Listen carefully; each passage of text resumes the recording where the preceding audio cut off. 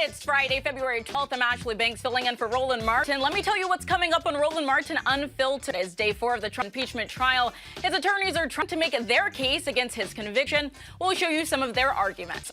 New evidence shows that former Attorney General Bill Barr blocked Derek Chauvin from pleading guilt for the murder of George Floyd. Attorney Ben Crump will be here with the details, and we'll show you an interview Roland did with a black woman who owns a COVID testing center in Texas.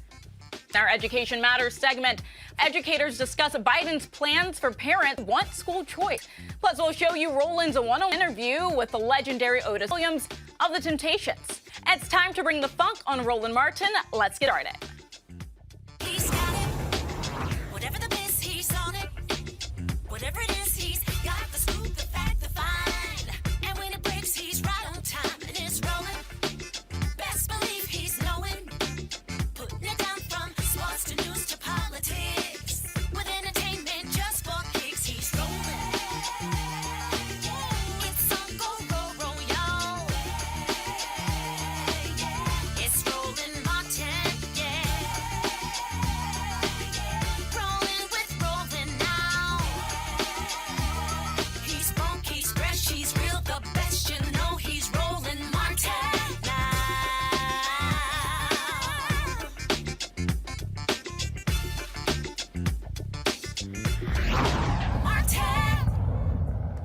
Today, the defense team took center stage inside of the Capitol building as they argued their client, former President Donald Trump, should not be impeached for his actions leading up to the deadly insurrection on January 6th. Now, Trump's lawyers, they showed their own template videos of Democrats encouraging protests while claiming the House managers presented manipulated evidence and engaged in constitutional cancel culture. The defense continue to make their case. The former president has freedom of speech and that he did not directly incite the mob to storm the Capitol building. Here are some of the highlights from today. The article of impeachment now before the Senate is an unjust and blatantly unconstitutional act of political vengeance. This appalling abuse of the Constitution only further divides our nation when we should be trying to come together around shared priorities.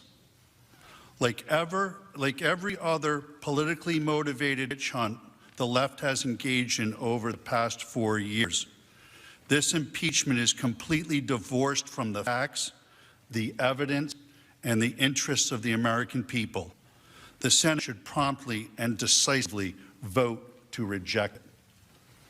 No thinking person could seriously believe that the president's January 6th speech on the ellipse was in any way an incitement to violence or insurrection. The suggestion is patently absurd on its face. Nothing in the text could ever be construed as encouraging, condoning, or enticing unlawful activity of any kind. The reality is Mr. Trump was not in any way, shape, or form instructing these people to fight or to use physical violence. What he was instructing them to do was to challenge their opponents in primary elections, to push for sweeping election reforms, to hold big tech responsible, all customary and legal ways to petition your government for redress grievances, which of course is also protected constitutional speech. The frequency with which House managers relied on unproven media reports shocked me as I sat in this chamber and listened to this. And there's a lot that we don't know yet about what happened that day. According to those around him at the time, reportedly responded. Trump reportedly reports across all major media outlets. Major news networks, including Fox News, reportedly summoned. Reportedly not accidental. According to reports, President Trump who reportedly spoke to the guard. And was widely reported. Media reports? According to reports, reportedly. As any trial lawyer will tell you, reportedly is a euphemism for I have no real evidence. We will not take most of our time today, us of the defense, in the hopes that you will take back these hours and use them to get delivery of COVID relief to the American people. Let us be clear. This trial is about far more than President Trump. It is about silencing and banning the speech the majority does not agree with. It is about canceling 75 million Trump voters and criminalizing political viewpoints. That is what this trial is really about. It's the only existential issue before us. It asks for constitutional cancel culture to take over in the United States Senate. Are we going to allow canceling and banning and silencing to be sanctioned in this body? To the Democrats who view this as a moment of opportunity, I urge you instead to look at the principles of free expression and free speech. I hope truly that the next time you are in the minority, you find yourself in this position. To the Republicans in this chamber, I ask, when you are next in the majority, please resist. It will be an overwhelming temptation to do the very same thing to the opposing party.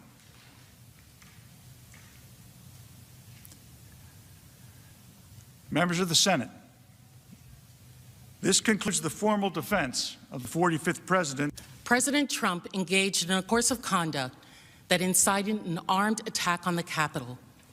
He did so while seeking to overturn the results of the election and thwart transfer of power. And when the attack began, he further incited violence aimed to his own vice president, even as demonstrated his state of mind by failing to defend us, law enforcement officials who protect us. The consequences of his conduct were devastating on every level. Police officers were left overwhelmed, unprotected. Congress had to be evacuated. Our staff barricaded in this building, calling their families to say goodbye. Some of us, like Mr. Raskin, had children here. These people in this building, some of whom were on the FBI's watch list, took photos, stole laptops, destroyed precious statues, including one of John Lewis, desecrated the statue of a recently deceased member of Congress who stood for nonviolence. This was devastating. And the world watched us. And the world is still watching us to see what we will do this day. And we'll know what we did this day 100 years from now. Those are the immediate consequences, and our actions will reverberate as to what are the future consequences. The extremists who attacked the Capitol at the president's provocation will be emboldened. All our intelligence agencies have confirmed this. It is not House managers saying that. There are quite literally standing by and standing ready. Donald Trump told them this is only the beginning. They are waiting and watching. The point is this, that by the time he called the cavalry, not Calvary, but cavalry of his thousands of supporters on January 6th, an event he had invited them to, he had every reason to know they were armed, violent, and ready to actually fight. He knew who he was calling and the violence they were capable of. And he still gave his marching orders to go to the Capitol and, quote, fight like hell to stop steal. How else was that going to happen? If they had stayed at the ellipse, maybe it would have just been to violently fight in protest with their words. But to come to the Capitol? That is why this is different, and that is why he must be convicted and acquitted. And disqualified. All right, it's time to introduce my panel. We have Candace Kelly, legal analyst, Mustafa Santiago Ali, former senior advisor for environmental justice at the EPA, and Imhotep, host of the African History Network show. Thank you so much, guys, for joining us today. Now, I want to start with you, Michael. How can these people stand there with straight faces and say that Donald Trump did not incite this insurrection when all of us heard his words, when all of us have seen what he's done in the last 4 years in this country? Well, very simple, Ashley, and thanks for having me on today. And shout out to Roland wherever he is, probably wearing some alpha gear, but I won't hold that against him. The reason why is because they sold their souls to the devil and they had to give the devil change. This is basically why. So what we're looking at is there was one point during the question session after the defense finished making their arguments, and then they opened it up to questions, 4 hours worth of questions from the senators opposing questions. That's taking place right now. There was one question asked by one of the senators. I don't remember which senator asked the question. So basically to the effect, so Donald Trump says that the election was stolen.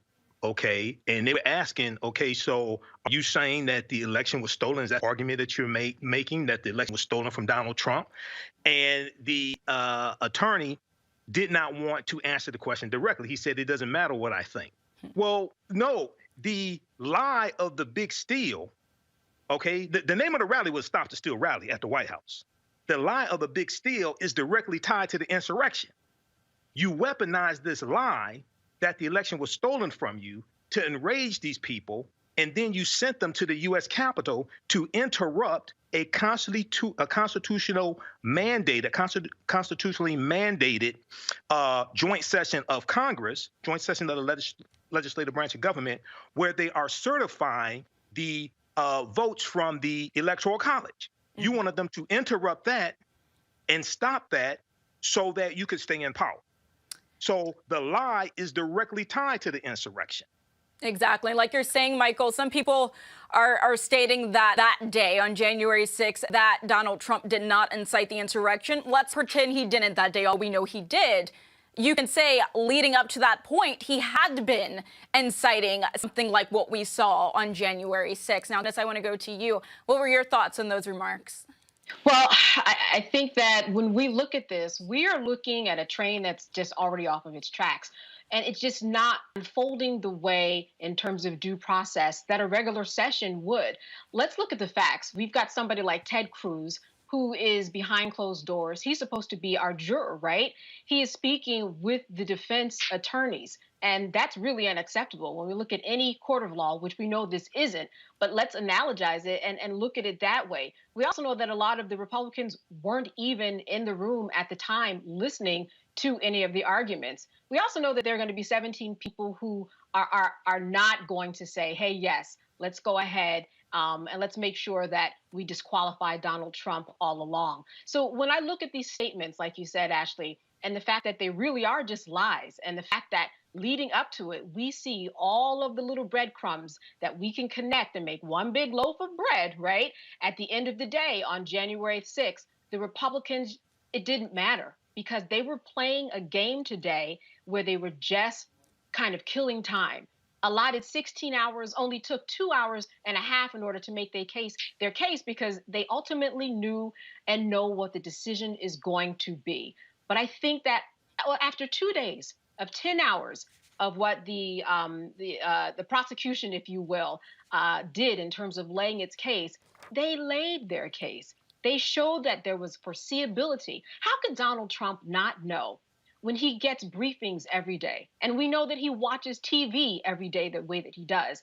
How could he not know that there were going to be people there who were not going to riot the way that they did? He called for it. He could foresee it. And that's what he got. As Michael said, it was called Stop the Steal. How else were we going to stop it? It didn't happen 61 days in court in the case. It wasn't proved. So they had to use this, and this was the last resort. And still. Candace, like you're saying, Trump knew what he was doing all along. Mustafa, What are your thoughts? well, this is one of the worst defense cases that I've ever seen. It's really quite simple. Let's put it in a very simplistic form. They're trying to convince you that what you saw, you did not see. What you heard, you did not hear. And those who were there in the Capitol, what you experienced, you did not experience. And if folks are willing to actually not convict him, they are really convicting the Republican Party. They are saying that the Republican Party has no dignity, and we've all had debates about that. We're saying that the Republican Party has no credibility. We're saying that the Republican Party does not care about democracy. All of the things that they have continued to espouse that is a part of their foundational elements are no longer of value. So they have a decision. These men and women have a decision to make. If they want to continue to destroy their party, then don't convict Donald Trump. But if you want your party to survive, then you must convict him. That's a good point, Mustafa. I want to move on to an event that happened earlier this week. Now, Senator John Ossoff, he pressed Neera Tanden, President Joe Biden's pick to lead his budget office during her Senate confirmation hearing about funding for HBCUs. Now, during Tuesday's hearing, the Democratic senator discussed the importance of HBCUs and how they are, quote, gems in our nation's higher education system. Here's more of what he had to say. Georgia hosts some of the most renowned historically black colleges and universities in the country. And HBCUs play a vital role, not just serving the black community, but as gems in our nation's higher education system. Will you commit to working with my office to ensure that as the administration develops its budget request in the coming years, that the needs of HBCUs are proportionally represented and well represented in the president's budget request? Senator, as a candidate, President Biden did discuss the vital role HBCUs play amongst higher education institutions on equity, from an equity perspective in higher education and essentially wealth building over the long term. And so it is a priority for the president and the vice president, and I would welcome the opportunity to work with you on those issues in support of HBCUs and the vital role that they play. So last week, we reported that the Maryland Senate passed a measure for a $577 million settlement to a long-running lawsuit involving Maryland's 4 HBCUs, which included Coppin State University, Morgan State, Bowie State, and the University of Maryland Eastern Shore. In 2006, a lawsuit was filed that alleged Maryland underfunded those 4 HBCUs. Now, as someone who graduated from one of those HBCUs, Morgan State University to be exact, I knew the school lacked resources when I was attending. I knew it was underfunded, and in order for me to compete with journalism students attending the PWIs in the state, including Towson and University of Maryland College Park, I knew I had to work 3 times as hard as those students to even be able to compete in the workforce. Now, Michael, I want to start with you. HBCUs have been getting the short end of the stick for a while now, but do you think the Biden administration will really cater to HBCUs? I think there will be more of a sensitivity to HBCUs, especially being that you have Kamala Harris, who's a graduate of Howard University. So now part of this also, because the White House submits the budget to the legislative branch of government.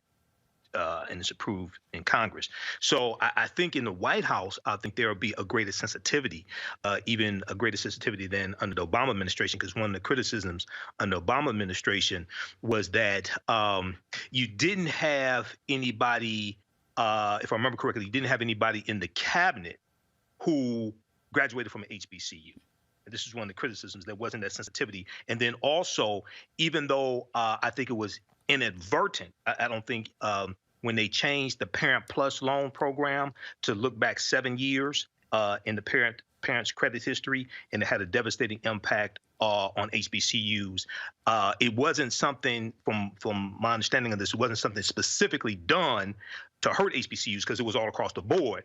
But what HBCU presidents were saying, and HBCU Digest, there were numerous articles written in HBCU Digest about this, the HBCU presidents were saying, you did not consult with us first before you made this change to see how this would impact us, okay? So I think with Vice President Kamala Harris and probably others, I think you'll have a greater sensitivity in the White House. So we'll have to see what happens in the legislative branch of government, in the House and the Senate. Candace, do you agree with Michael?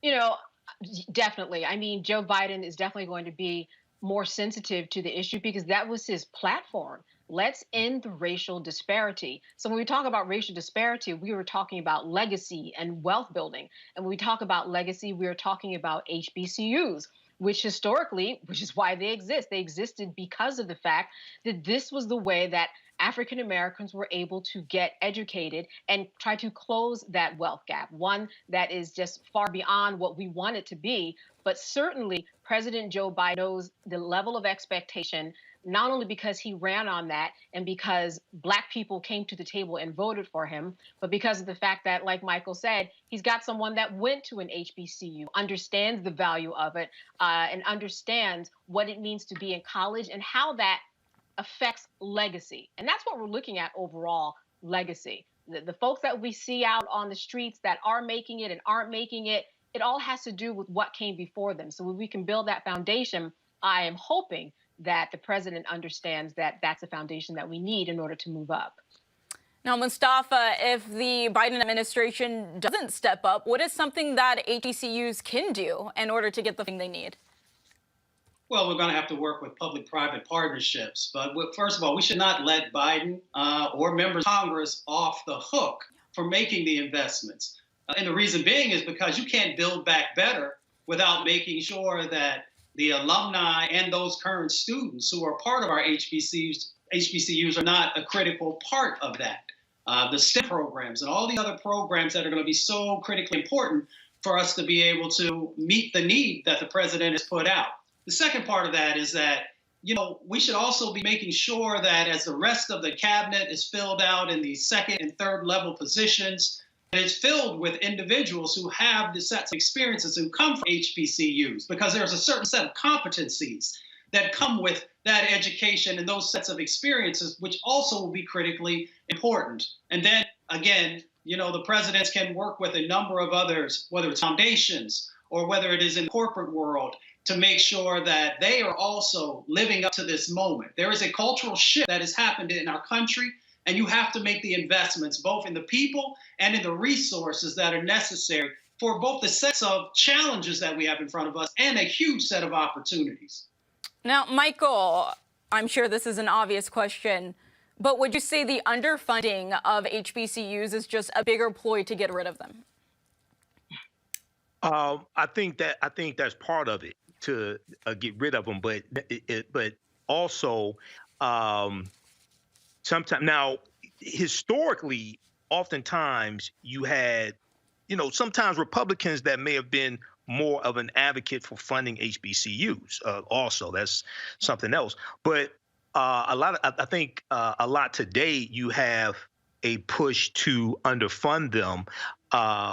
One, to get rid of them, but also a lot of people don't know, beyond the African American community, a lot of people don't know the importance of HBCUs as well, beyond, you know, African Americans. So at the same time, the real value of HBCUs, I really think needs to be promoted. The percentage of doctors and attorneys and public school teachers, like about 50% of African American public school teachers and something like 80% of judges.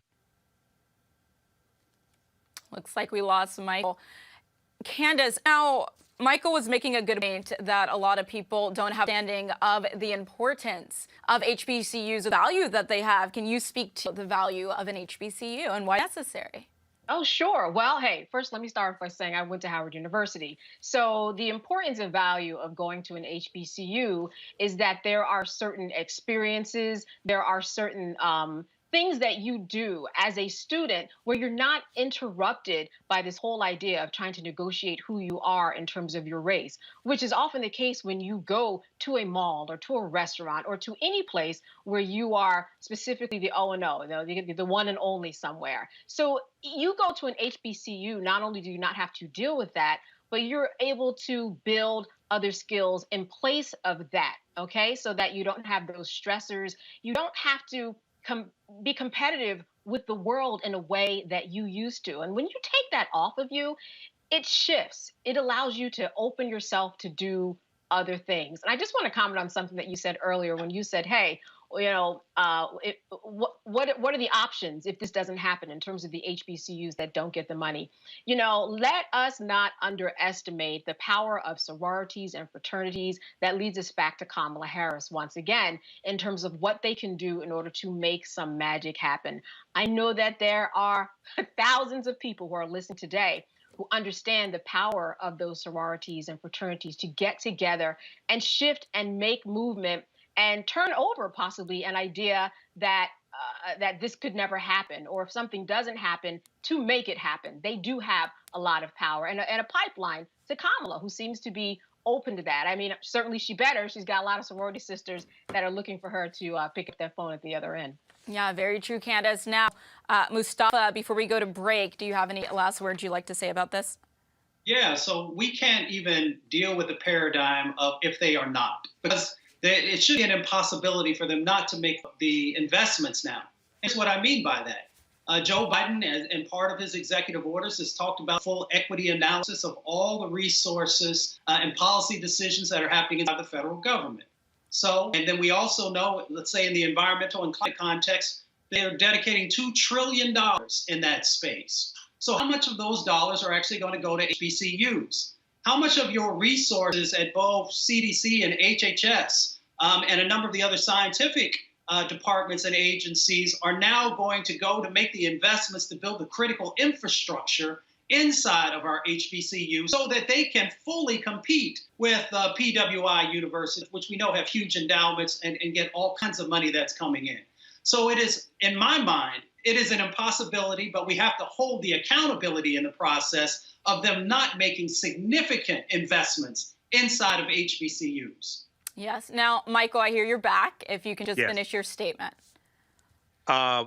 Repeat the question. I forgot. You were talking about the value. The issue is that a lot of people don't have the understanding of the value. Oh, yeah, nationwide. And a lot of this has to do with also just people in general, just Americans in general being ignorant of history as well. I mean, Betsy DeVos didn't know what an HBCU was. And before Trump became president, I'm not even sure he knew what an HBCU was. So really talking about the legacy of HBCUs, why they're still relevant today. And also the other thing is that you have, even though the majority of students at HBCUs are African Americans, they also service, other populations as well. But they're critical when we deal with scientists, African American scientists, doctors, attorneys, judges, public school teachers, et cetera. They're crucial for that. So really championing the successes, the success stories and the legacies of HBCUs, I think, all across the country, outside of the African-American community, I think is extremely important. And I totally agree with you, being that I have experience attending an HBCU and then going to a PWI for graduate school. Totally two different experiences, and I had the understanding of why HBCUs exist and are necessary. So we're going to go to a break now. Coming up, we'll be talking to attorney Ben Crump about the George Floyd case. So stay tuned. I grew up wanting a lot of activities in my neighborhood that was in close proximity. My mom wasn't always there, so I didn't always have a ride to places. And, you want to be able to walk down the street and get to something that's some food for your soul in your community. I relished, the days of being in Clarksdale, Mississippi, and when I had to go out there and live with my people, they had actually black-owned corner stores. My uncle owned one. My Uncle Donald owned a cleaners and a corner store. And he a city councilman down there now. And it's like, that was big for him. He was like, yo, man, you got to own something. Got to own something. His wife was named Louise. It always killed me. I used to call him George Jefferson. His name was Donald. Because his wife was named Louise. And that was big to see my family own and stuff. And it just cultivated what my dad told me. My dad, he's not a lot, he didn't say a lot of good stuff, but the three things that he did give me: play chess, so you'll be a thinker. You don't have to work for nobody. He told me that. He said, you don't have to work for nobody. The same energy that you put into for somebody else, you can put that same energy into for yourself. And then he'll go into his spiel. See, they talking about black people don't want to work. Black people just don't want no job. You know what I'm saying? We don't work for nobody else. We want our own stuff. Give me my own stuff. I come to work every day. You know what I'm saying? he going through his own spiel. And like, I don't work for anybody. The U.S. uses more than half the world's healthcare resources, but we're ranked 43rd in the world for life expectancy. How did we get here? The political determinants of health include how we structure relationships, how we distribute resources, and how we administer power. What does this look like at the individual level? Take Jessica, for example. Jessica's 19. Her dad relies on mental health and substance use programs, but when these programs get cut, he becomes too difficult to live with. She leaves home. The neighborhood Jessica can afford has no grocery stores, limited public transit, and limited health care. To save money, policymakers changed the water source to a more polluted river. Jessica has a minimum wage job with no health insurance at a convenience store that offers free snacks while she works, which she takes advantage of because they're free. When Jessica becomes pregnant, she can't get health insurance because pregnancy is a pre-existing condition. And she doesn't realize that the salty, fatty snacks that she eats at work are bad for her baby. Jessica gets a ride to the closest clinic for a prenatal appointment, but the doctor is rushed and rude to her. She doesn't go back. Jessica develops preeclampsia and almost dies during her son's premature birth. He's born with cognitive defects because of poor diet, contaminated water source, and lack of access to prenatal care. As he grows up, Jessica learns that her school district doesn't have the resources to accommodate her son's special needs. He drops out after 8th grade and will repeat the cycle of poverty. Through Jessica's story, we begin to see how social determinants, environmental determinants, healthcare determinants, and behavioral health determinants take their toll on our lives. And Jessica's story shows us how political determinants supersede personal responsibility. Equity in our policies is a process and an outcome. Change comes when we can identify political champions at all levels and figure out how most pressing issues align with their policies. For more actionable solutions to close the health gap, read The Political Determinants of Health by Daniel E. Dawes. What's up, y'all? I'm Will Packer. Hello, I'm Bishop TVJ. What up, Lana Well, and you are watching Roland Martin Unfiltered.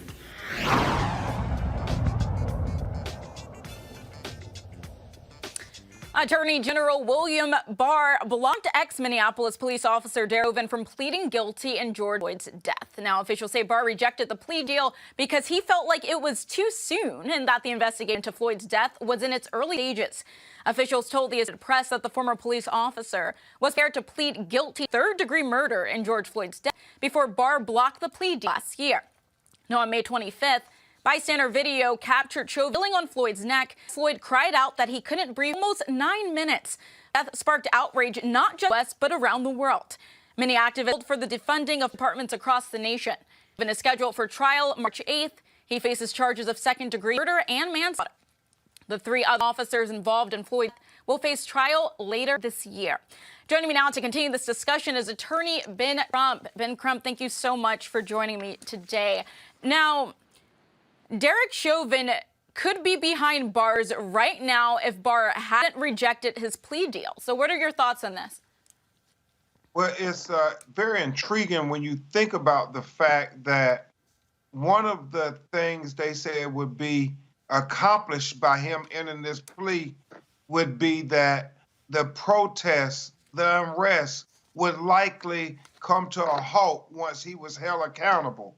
But you remember then President Donald Trump was using the Black Lives Matter protests all around America after George Floyd as political rhetoric, saying that Democrats could not control their cities and that he was the law and order president and that he was going to rein in these Black Lives Matter protesters, which was very interesting considering the fact that when they had the protests and the illegal actions done on January 6, 2021, he wasn't that law and order president. So I think this may be bigger.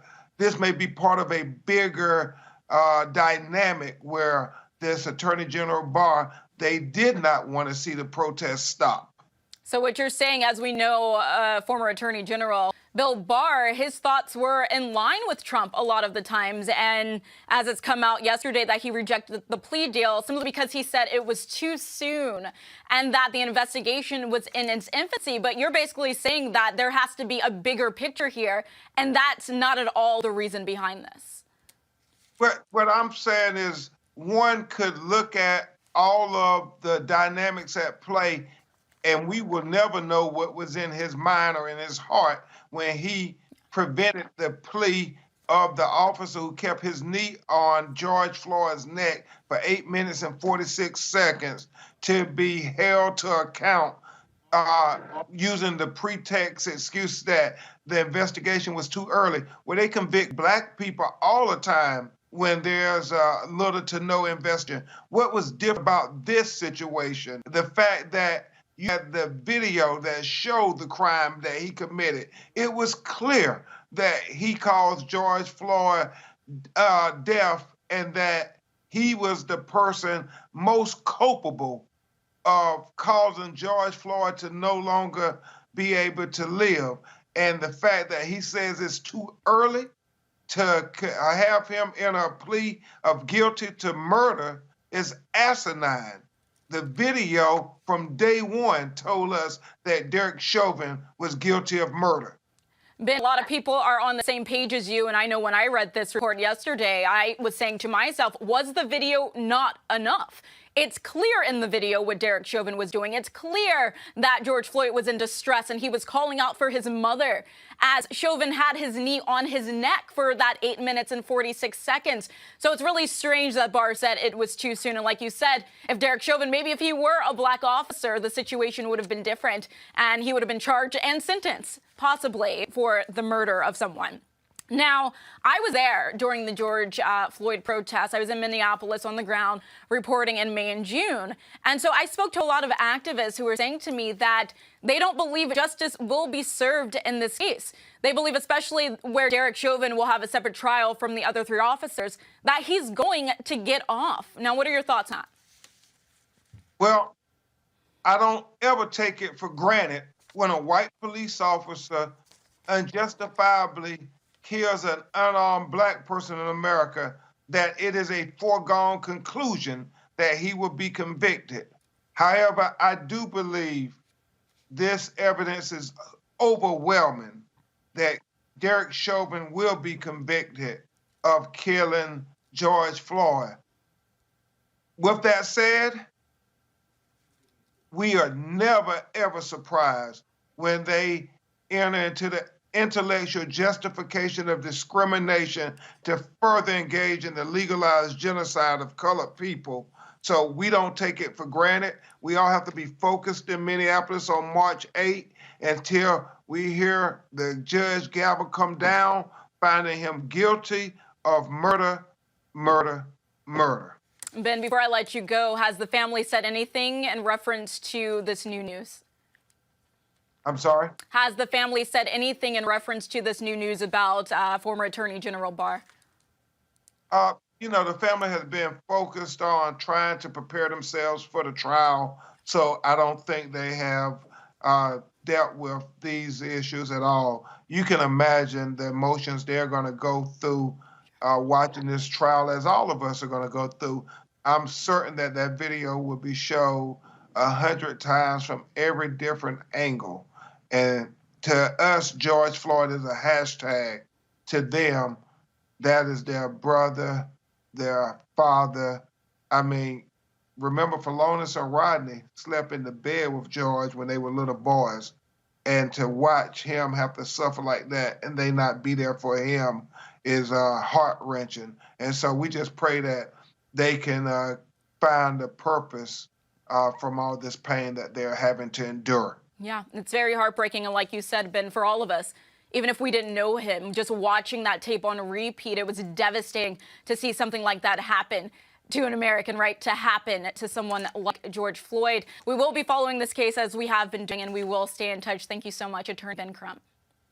Thank you for covering this important matter.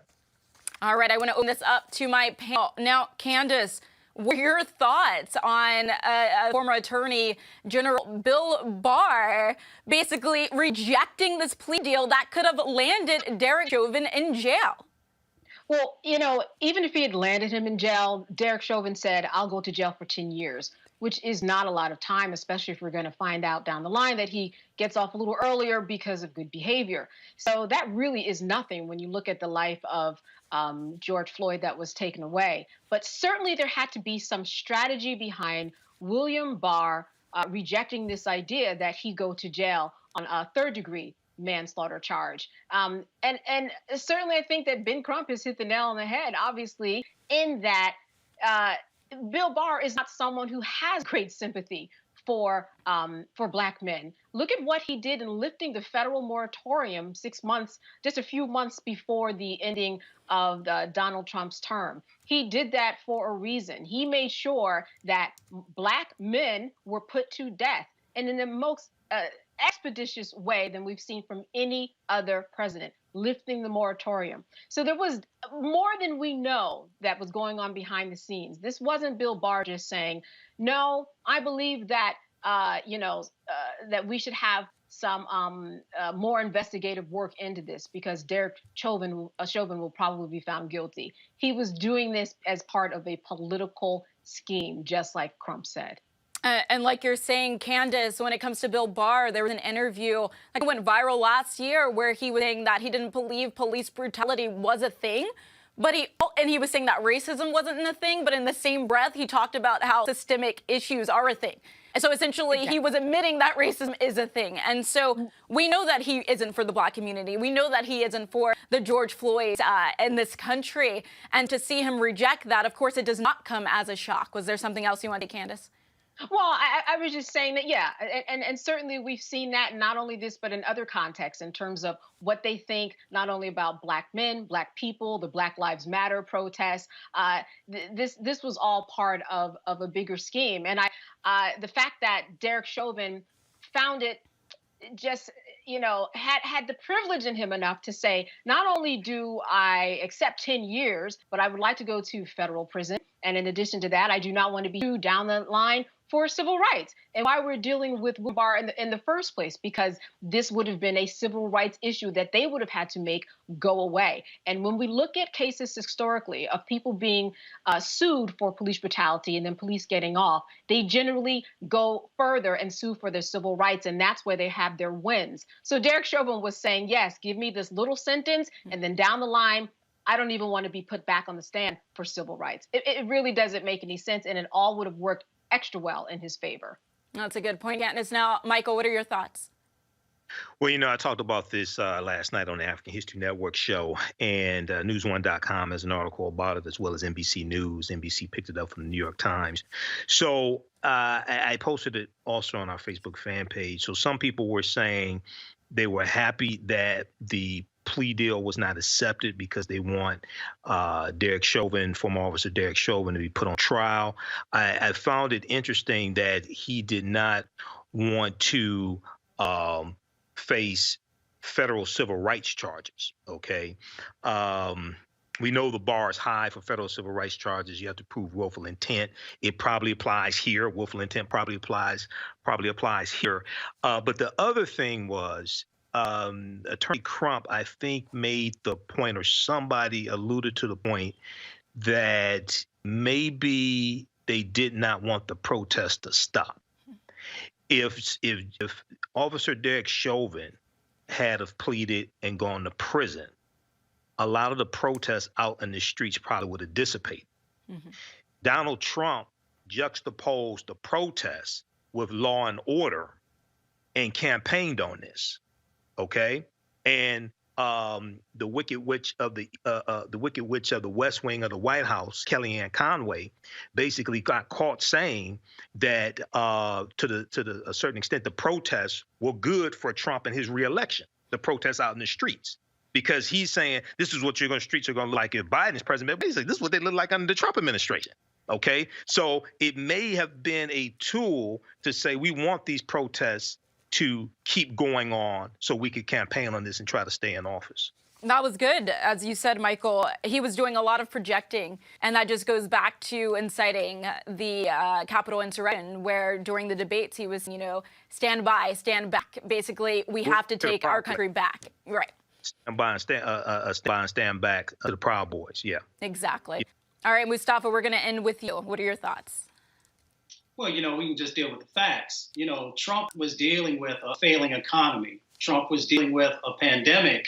So, he wanted these types of things to continue to go forward, to take away from, some of the core issues that he was failing on and continued to fail on until the last day that he was in office. But we should also remember the value of this show. When AG Barr was being up for the confirmation process, we began to talk about folks really need to pay attention to him. He was a smooth operator, and people, didn't see through the veneer that he had put on and thought, well, maybe he'll take a moderate stance. Maybe he'll actually care about all communities and do the right thing. And we called out on this show, y'all pay attention, y'all get engaged. Make sure that you're reaching out to your elected officials to make sure they're asking the right questions. So when we don't do that, then we end up with these types of situations that have repercussions and ripples that continue to follow out through the 3 or 4 years that people are in these positions. So it's such a shame that he interject himself into this process where he would not have done it if it was a person of color. All right, I want to go down to an update in the Kyle Rittenhouse case in Kenosha, Wisconsin. A judge denied arrest and increase the bond for Kyle Rittenhouse, even after the 18-year-old is accused of killing 2 men and wounding another during a protest held for Jacob Blake. Changed his address. Prosecutors argued that Rittenhouse violated his bail by moving without updating the court. But since he has been present for every hearing while out on bail and has not violated Wisconsin law, the judge said he does not have the authority to issue an arrest warrant for Rittenhouse. Michael, this is insane. Because if Kyle was another person, if Kyle were possibly a black person, this would not be allowed. First of all, he'd still be in jail for what happened that night in Kenosha. Right, and then not to let the authorities know where he moved to, change of address because of death threats and things like that. We talked about this last Friday on Roland Martin, The Filter. This is Black History Month, but Black History Month takes place during White Privilege Year. And this is what we're seeing. So they're just making this stuff, making this up as they go along. But watch whiteness work. But hopefully the evidence be presented in court and he'll go to prison. But they're making a lot of this stuff up as they go along. Now, Michael, as you said, his attorneys were stating that he needed to move, he needed to be in a safe house because of these death threats.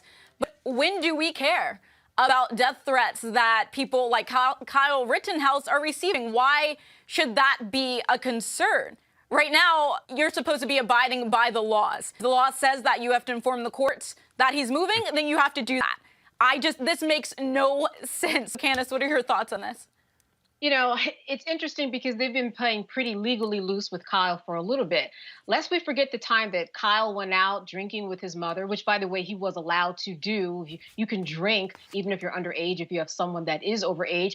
Went out drinking with his mother. And lo and behold, lucky for Kyle Rittenhouse, he found some white supremacists that came and serenaded him. And they threw up hate signs, and he had a great time taking pictures. If you think about somebody doing something that went against the guidelines of what their bail or bond is supposed to be, that was the time where we really should have seen the book throw at Kyle. But it wasn't then, it wasn't now, and that is a part of the process when you say that you are going to adhere to the rules that are given to you if they let you out. It's just one of those things that we've seen long before. It's not the first time that it's happened. It's not the last time that's going to happen. On the other side, if we do look at it, he has at least shown up for every hearing, which he should. I mean, this is a young kid who killed 2 people and left others injured. So it's something that, like Michael said, we've seen these type of privileges in the court it's nothing new, but it's definitely something that we have to keep our eye on. Candace, like you're saying, showing up to court is something that's a given. It's something that you're supposed to do. You're not supposed to be rewarded or, you know, getting a pat on the back simply because you're doing what you're supposed to do. So with that said, where you were saying that the courts have been lenient, right, and they've let certain things happen, Mustafa, do you believe that he could certainly get a slap on the wrist or not get the maximum penalty for killing the two protesters and injuring the other one in Kenosha last summer? Well, you know, white privilege is like American Express, never leave home without it. So it translates into all kinds of magical things that would never happen for folks of color. So yes, I do think that it is possible that he may not get convicted of the murders that he is alleged to have done. We've all seen the videotapes. So that's why people have to stay engaged. You have to keep pressure on the system. You've got to make sure that folks know that you are not going to take your eye off the ball.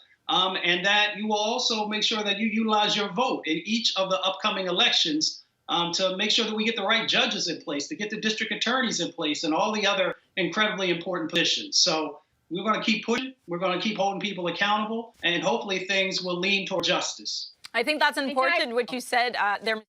Did you have something to say? Oh, I was just going to say, you know, lest we forget, too, that the reason why he's able to be out is because the same people who voted for Trump were the same people who raised the funds to get him out and get the $2 million, including Ricky Schroeder, to make sure that happened. And what's wild, Candace, oh, go ahead, Mike. I'll let you go. Go ahead. And the My Pillow guy also. That's right. That's right. Mike Lindell, the My Pillow guy, who's pushing these conspiracy theories that the election was stolen. Mustafa, I want to go back to what you made about continuing to apply the pressure. Now, I spoke to a couple of activists who are back in Minneapolis, and they were saying to me that they believe when it comes to Derek Chauvin and the other officers that nothing major is going to happen. Then they're not going to take the maximum penalty because they believe that that momentum that was going last summer with people demanding that police departments be defunded and that these officers be sentenced and convicted, that pressure has left, that people are back to work, people are back to shopping, people are back to just functioning the way they were before George Floyd was killed. So how do people continue to apply that pressure and keep that momentum? Because people have to go back to their regular lives at some point, right? People have to tend to the things that are happening immediately in front of them. But how can people, especially in the Black community, continue to keep up with it so that those in power, right, so that the judges, the attorneys, law enforcement know that the Black community is not giving up and they haven't forgotten? Well, we have to utilize our power. You know, everyone is watching this show on their computer or watching it on their smartphone. So every day you can actually get together, you can make videos that talk about what your expectations are in relationship to what's going on there and any of these other egregious actions that continue to happen. We have to make sure that we're doing that. That pushes the media. The media follows where the energy is and where flow is. So if we are continuing to call it out, and not just a handful of folks, but you literally have millions of folks or at least tens of thousands of folks who are, you know, calling it out each and every day, then that pushes pressure. And then the other part of it is on the economic side, by making sure that we are understanding who is supporting these types of, negative things through infrastructure and through also their investments, and then hit them in the pocket.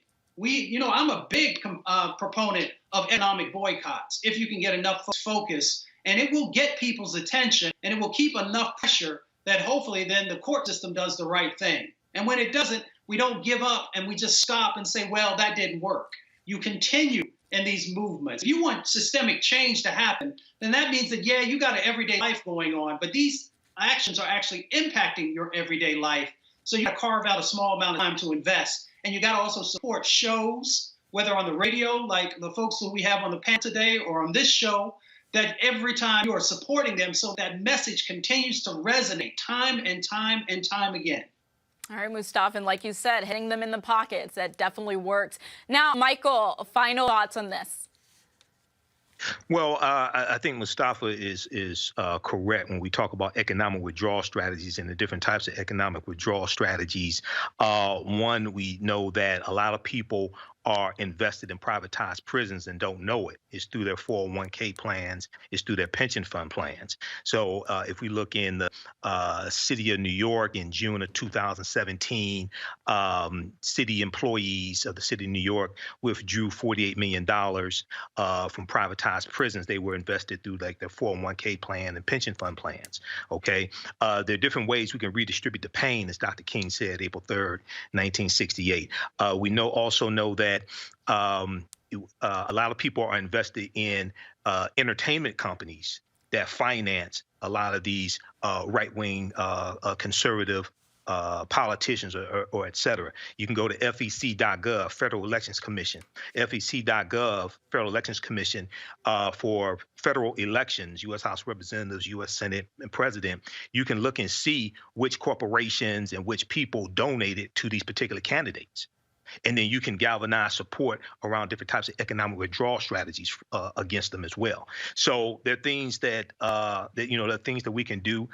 We see that I posted an article a couple of days ago from 2015 from CNN that talked about how University of Columbia divested from privatized prisons, because a lot of people don't know that many universities are invested in privatized prisons as well.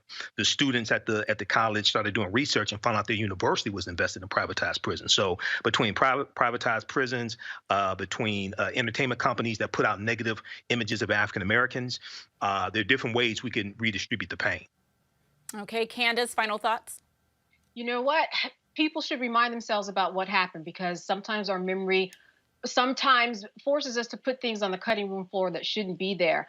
Go back and watch the police cam of Thomas Lane in the weeks leading up to this trial, March 8th, of Derek Chauvin. Remind yourself about what happened. And I say Thomas Lane because it's 34 minutes and it gives you a real comprehensive view all the way to George Floyd is in the truck being forced to stay alive with a machine. And often we don't see that video. But we can't forget, and you can't forget if you watch it. And the more you watch it, the more that you will find yourself involved and force yourself to understand the law, because a lot of things happen and don't happen because we don't know the right questions to ask and we don't have people involved and understand what's going on to even formulate a question. So the more informed you come, the better. I went to the store and someone said to me when I checked out, would you like to make a donation to the NAACP for Black History Month? And I said, now come again, what did you say? Because that's never happened. No one's ever in my years while I was at the mall asked me if I wanted to make a donation to the NAACP while checking out at a store that everybody's heard of. So, I mean, it's going to be little by little, but things will change. All right, thank you so much. Candace Kelly, legal analyst, Dr. Mustafa Santiago Ali, former senior advisor for environmental justice at EPA, and Michael Imhotep, host of African History Network show. Thank you guys so much for joining me today. Now, coming up next, I'll show you an interview Roland did with the Temptations co-founder, Otis Williams, about the late, great Mary Wilson. We'll be right back. We all know who's to blame for the deadly act of sedition at the Capitol. We're going to walk down to the Capitol. Trump couldn't win honestly, and when he couldn't get the courts to overturn the election for him, he tried to incite a violent mob to do it by force. You'll never take back our country with weakness. You have to show strength, and you have to be strong. Senate Republicans, you swore an oath. Now it's time to do your duty. Reclaim your party. Vote to convict Donald Trump. He's guilty.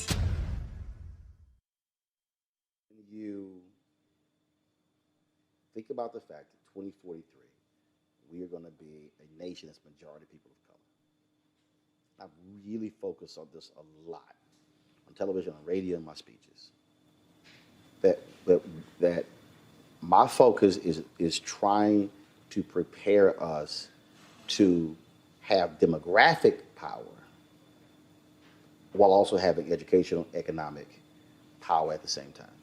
Because there's nothing worse than having demographic numbers, but then you still don't have that economic power, that political power, and education power.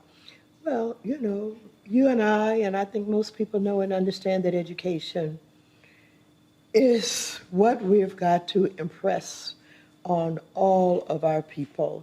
We've got to help people to understand that if you want a decent quality of life, if you want the kind of quality of life where you're not having to worry about your food and your nutrition and, you know, being able to pay your bills or buy a house, then you've got to become educated. The more education you have, the larger the paycheck is. And of course, we've got to be involved in entrepreneurship, taking the talent that we have to create businesses. And there's a lot of opportunity for that. I'm Bill Duke. This is Diala Riddle, and you're watching Roland Martin, Unfiltered. Stay woke.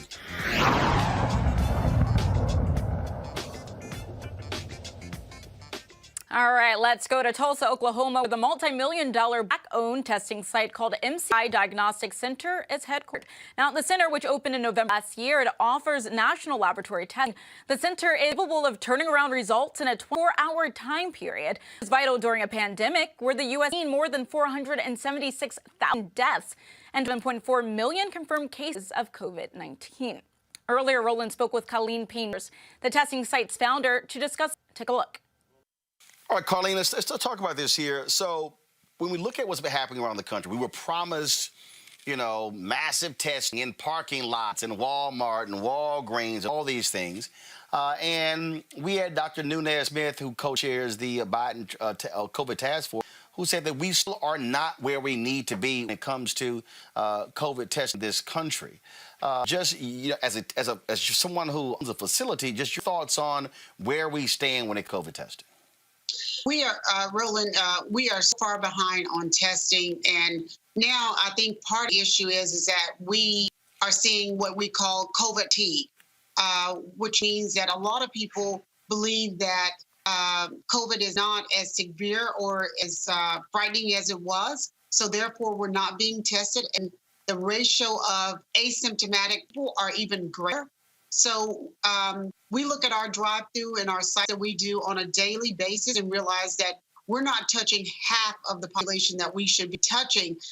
That's a huge issue still continuing in this country today. And obviously, African Americans are impacted, and we don't have a lot of African Americans who are leading cases where they actually do COVID testing. So talk about that. What it has been for you and your company in space. So being on the ground as being one of the largest African-American facilities in the country, being on the ground from day one, we're on the task force with Dr. Briggs because we had the technology. We've been all over this country testing. And the greatest portion that we see is African-Americans. I can look at our lines and I can stand up and I can say as a laboratory owner who is of African-American descent, I know that African-Americans are not coming to our sites. They're not being tested. And what we've attempted to do is we've attempted to be in the spaces. We've attempted to go to the churches, locations in the underserved areas to support. And it's getting out that word that we still need to be tested. I mean, we cannot emphasize that enough in this country for people of color. When you talk about getting that information out, I mean, I was texting Dr. Ebony Hilton, and I was sharing with her what we have been seeing, where you've had these folks giving out even the vaccines and places where the predominantly African American and largely whites in lines. And she said, I don't believe this is really about folks wanting to take the vaccine. She said, but even having the information on where it's actually happening. Same thing when it comes to testing. Do you think it's because we just simply did not do a major information effort? And so we had Donald Trump and his folks leading this whole thing and just, don't wear a mask or downplaying it. That it just caused so many people not to focus on it and did not truly marshal the federal resources to make this a national emergency. Oh, absolutely. This started from the top. This could have been so much better ran from the administration standpoint. And when you look at all of the states scrambling for a unity plan, we don't have it. None of the school systems can open up correctly just because the head of the country didn't give us a plan. This was easy. This could have all been avoided had we had the correct information from the top. So now what you have is every single state trying to devise its own plan, school systems trying to devise a plan with no direction, no guidance from the White House. So a lot of what we've seen and have gone through could have 100% been avoided had we had direction and we had guidance and we explained to the population that this was much more serious than what we're seeing now. And today, I don't think that there's anyone in this country that is untouched by death or loss with COVID. It is just, and now we're so immune to people dying of COVID that it is happening so fast that we don't even get to react. We just go, oh, there's no sadness to this. And we're losing people at an alarming rate. It is incredible that we're still facing this. And now we're losing more people. I think it took us maybe months for me to personally see someone die in my own personal family. But now those deaths are coming more rapidly to most people. And what we see here in our laboratory, same thing. We're testing people over and over, and you come in one day and we test you, and 2 days later you're coming back, and the next day you're in ICU. So it's very, very critical. It's very critical. I cannot express how critical this is to continue to get tested, but I also want to express that it is not so much as to get us continually tested as we need to be in the conversation of the vaccine. That is the most important thing that I can express today. And when you talk about being a Black laboratory, the reality is having that connection with the community is also important, because for Africans it also comes down to trust. And that frankly hasn't been easy, as you all have had to contend, because look, we're dealing with big business, dealing with companies that this is a multi-billion-dollar industry. When you talk about PPE, we start talking about masks, we start talking about testing and vaccine, we're talking billions of dollars, and there are very few African Americans were involved. Absolutely. So if you notice that when all of this first started, the big companies, they've gone after everybody else, and they initially, some of the larger laboratories were sending 5,000 and 10,000 kits to some of our underserved inner city communities. But the problem was they were just throwing money and throwing kits that the government was paying for, but unfortunately they didn't have anyone to go to our communities and provide that service. So MCI Diagnostics, we took foot. We saw it. We were on the ground in Atlanta for almost 60 days straight.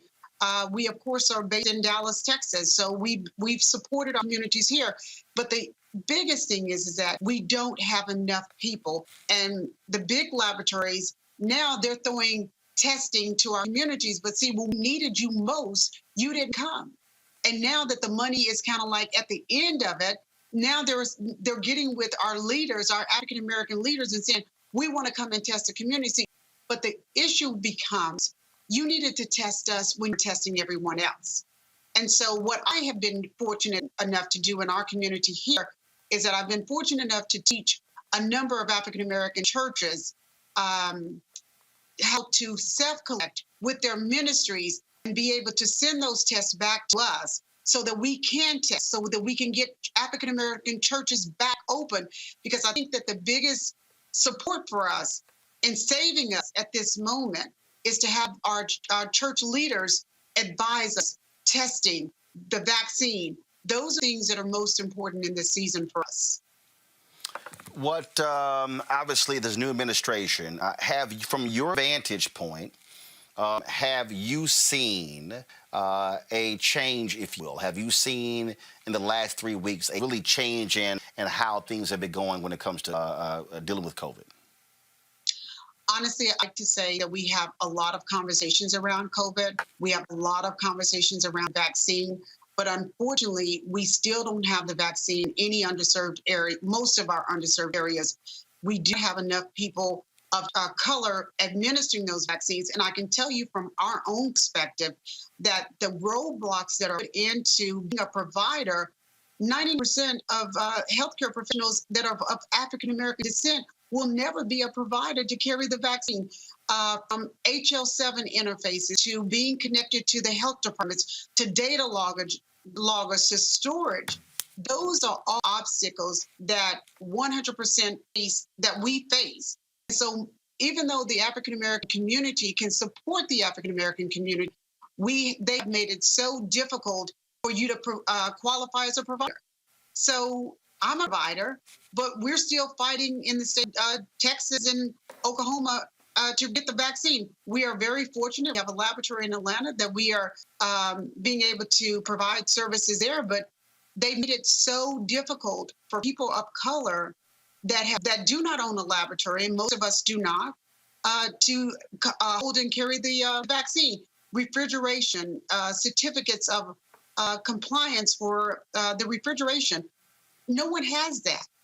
So how do we support our communities? How do we reach that level of population? It's going to be very difficult for us to do that. We're one laboratory and we're trying to support as many as we can, but then you have to give us the vaccine because people of color trust people of color. I look like you, my mother looks like you, my sisters look like you, and I can show up and say that what we're going to do is going to benefit you. And then we've done a lot of testing ourselves to look at vaccine. I personally have had the vaccine. I've had my first and second injection as a healthcare professional. And so I was able to do a test of me after I got the first vaccine to make sure that I could have this conversation. We were not given the vaccine. I can test that. And I do now have antibodies that are growing. I do believe in herd immunity, which means that we've been on the ground collecting for almost a year. And a great 90% of my staff has never had COVID. So we've been exposed, but also wanted to be able to have the conversation to say that I took the vaccine, took first and second, tested me each and every time after the first injection to look to see if I actually had COVID or if I was injected so that I could say to the people of color, we are not being injected with COVID. And the biggest thing is in this season is once you have the vaccine, you want to make sure that we have antibodies growing inside the body that gives us that level of protection with the vaccine, Pfizer or Moderna. When you say you believe in herd immunity, your folks been exposed. Did they have it? When you say exposed, what does that mean? So a lot of times when people have been in the house for an extended period of time because someone was kind of afraid to come out, we've been on the ground since day one. We've been exposed. We've contacted. We've collected in multiple states. We've collected around the nation. MPI has been in D.C., Maryland, Atlanta, Georgia, Houston, North Carolina, Florida. So we've been in a lot of places, and herd immunity grows when you have that exposure. And we've had no one on my team except for two people out of the families and the lives that we cover that have ever had COVID. And one of them was because someone went to Branson, Missouri. So herd immunity is being exposed, and it's sort of like having the flu. Sometimes you're around people that have the flu, but you never get it. And that's what this country is trying to attempt to do is by getting so many people vaccinated that we start developing herd immunity. I could say that I got tired. I've seen a lot with this virus, too much. Things that no one person should ever see, we have seen. So, it got really scary. I was one of those people early on that said that I didn't think that I wanted the vaccine. A lot of healthcare professionals are saying that, but you have to take it because otherwise we are. It's a form of genocide for African Americans and people of color if we do not stand in those lines to take the vaccine. All right, that's it for us. Appreciate it. Thanks a lot. Thank you.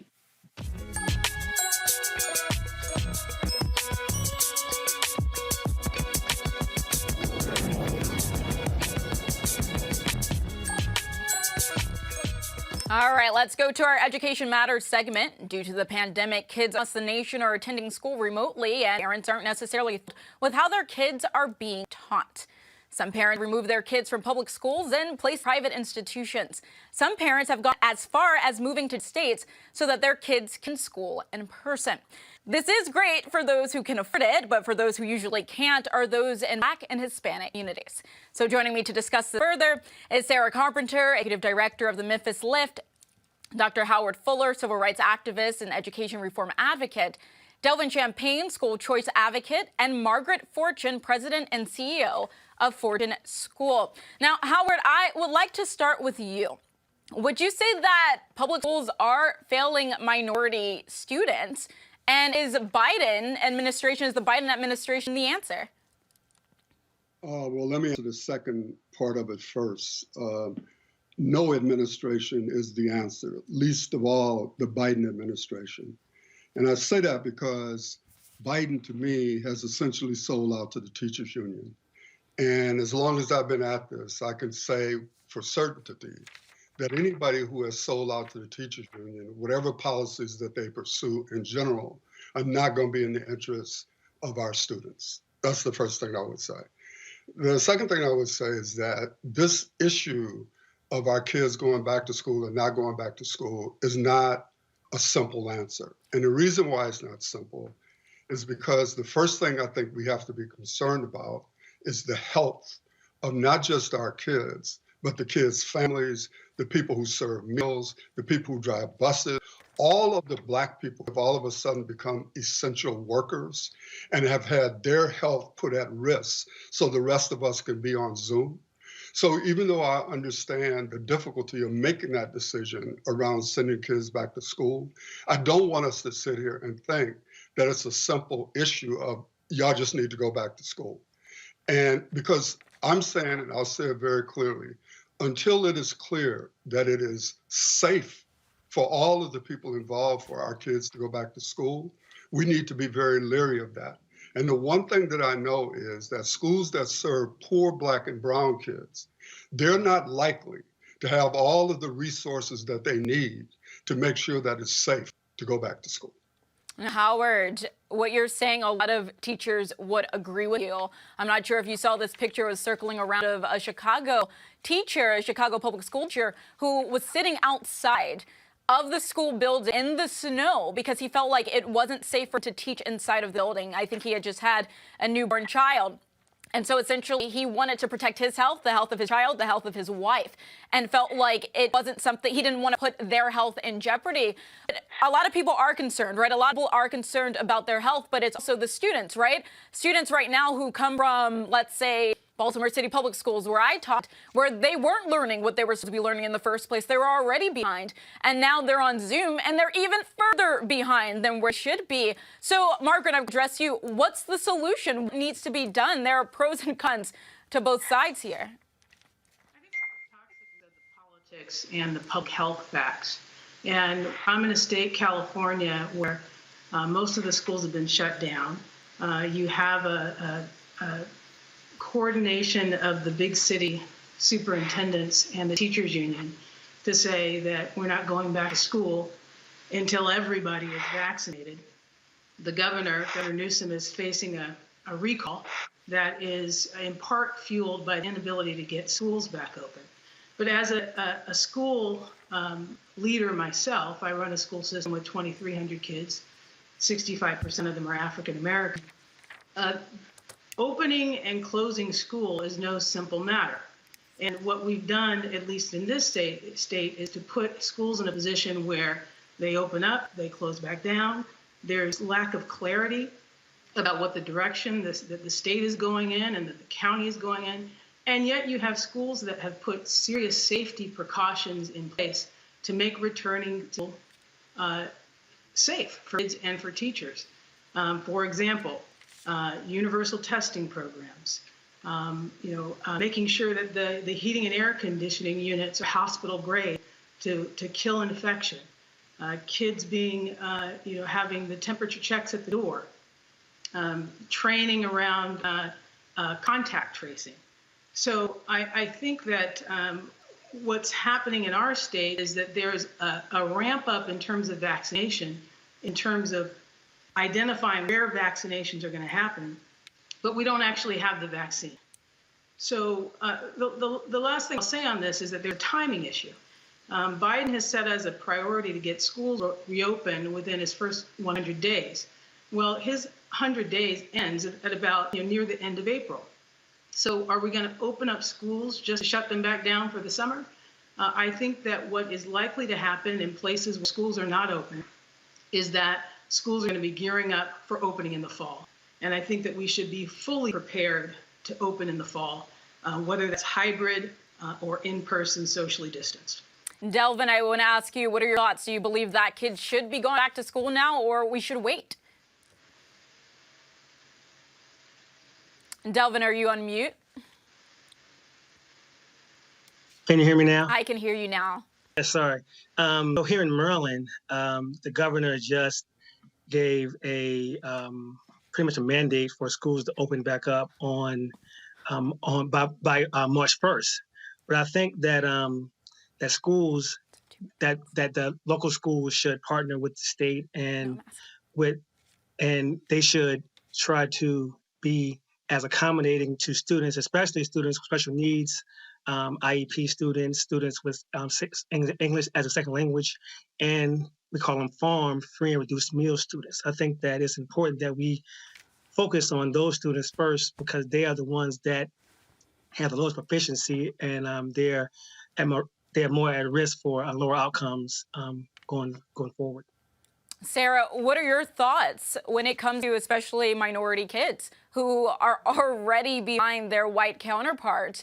And right now, when it comes to using Zoom, it's really not functional for a lot of schools and for a lot of students where they may not, for example, have the best Wi-Fi. Or I know when I was teaching last year, some of the students, they were required have on their cameras or to participate in class. So you don't know whether the kid is there, if they're asleep, they're somewhere else. You don't know if they're retaining the information. And so obviously in person could be a lot better. But right now, obviously, we're in the middle of a pandemic. But what do you think should be done in the immediate? Well, we surveyed like over 1,000 parents, and we believe in parents' choice, and today our district announced that they're going to open back up March the 1st, but we are demanding a crystal clear safety plan. And I want to pick back on what Margaret said, that, you know, we have to have the safety measures in place. It's tough on parents. We talk to parents every day, and it's parents getting frustrated. The children are getting frustrated, but we want our children to be safe because we know that COVID have hit the Black and brown community in a major way. And personally, it hit my family also. So I know my boys are ready to go back to school because they don't want to be at home with grandma because I'm always like, get online. Are you online? What class you in? And I'm on, you know. So we work for parents and we surveyed our parents and they want to make the choice if they want to send their children back to school. So that's what we push for, to let the parents make the choice if they want to send their children back to school. But me, myself, I don't know about my grandchildren going back to school, coming back to me because I have underlying issues. Okay, and like you, there are a lot of people are in that condition, and like you said, COVID has hit the minority communities, the Black and brown communities the most, and safety does come first. And a lot of people are saying Biden trying to send kids back to school in his first 100 days is a big mistake, but we'll just have to wait to see what happens. So thank you so much. Again, that's Sarah Carpenter, Executive Director of the Memphis Lift, Dr. Howard Fuller, Civil Rights Activist and Education Reform Advocate, Delvin Champagne, School Choice Advocate, and Margaret Fortune, President and CEO of Fortune School. We will continue this conversation. All right, let's take a look now at an interview Roland did with the Temptations co-founder, Otis Williams, who remembers the late, great Mary Wilson, who was the co-founder of the Supremes. Wilson suddenly in her Las Vegas home one day at the age of 70. We used to do a lot of record hops, and then that's when we started seeing Mary. Well, that's when we saw Barry Gordy, and he had heard our records come on, and he said, I like you guys' record. Come see me. I'm starting my company. And as fate would have it, we had a falling out with Johnny B. Matthews because sold a master to a company in New York, came back and had counted out a lot of money. And I said, oh, wow, great, Johnny. She said, yeah, you got to be able to be heard all over the country. You got national distribution. And I said, okay, great. And I said, don't we all to you some kind of statement? Because I wrote, come on. And she said, no, you can get in this money. This is my money. And so I said, well, fine, we'll. And at the time, it must have been about 18, about that. She said, well, if you leave, I'll take the car that I got you, the name and the uniform. And my retort was, fine, you can do that. We're young, we'll start off somewhere else. And I kept Mr. Gordy's car. And I called and Mickey Stevens, A&R man. And I said, Mr. Mickey, bid us to come over if we should leave. And did. And shortly after we signed with her, that's when I started seeing Mary, Diana, Florence. And she wasn't Diana then, she was just Diane. and Florence, Mary, Barbara, and who did I leave out? Florence, Mary, Barbara, and Diane. Yeah. Florence. Yeah, Flo, Mary, Diane, and Barbara. It was 4 of them for a minute. Yeah. But then Barbara decided to leave because I guess she still wanted to start a family. So we would do shows together. You know, the Diana, rather the Supremes, and my group was the Temps at the time. And let me tell you about Florence Ballard. See, Barry had good ears on him, you know, because we used to do these cabarets, and at the time, Ray Charles was hot with Night and Day. Night and Day, and that part with Margie Hendrick, whatever her name was, she would do that, baby.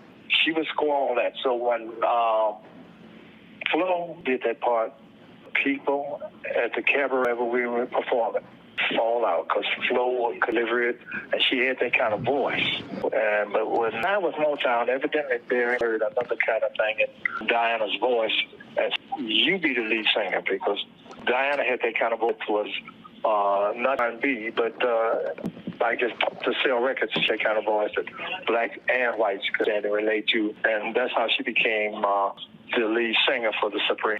So we have that kind of history that we used to do record house and raise together, or be in the studio. We'd come out of the studio going in, or vice versa. So it goes all the way back to the early '60s, and naturally the Motown Review, and then we did Barry the K Show in Brooklyn, New York.